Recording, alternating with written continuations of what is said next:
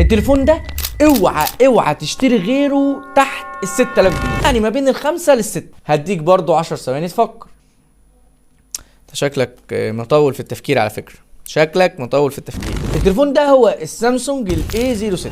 اول مره نشوف معالج قوي من سامسونج في الفئه دي، وخصوصا اللي هي من 5000 ل 6000. سامسونج اعتماديه طبعا، اسم كبير، معالج قوي، وبقيه المواصفات يعني لحد ما هتلاقيها موجوده في معظم التليفونات عادي جدا. عادي، احنا بندي كل شركه حقها. ما بيعجبناش ساعات تليفونات، ولكن لازم ندي كل واحد حقه. لو عندك تليفون تاني احسن من الاي 06 اكتبه لي في الكومنتات. ولو انت بتقابلك مشكله الاسعار الوهميه بتاعت التليفونات الموجوده في الاونلاين وعلى النت، وبتنزل المحلات تلاقي الاسعار ارخص في كتير، فلازم تحمل تطبيق ويلب، وده بيساعدك تدور على كل محلات التليفونات القريبه منك بكل بياناتها.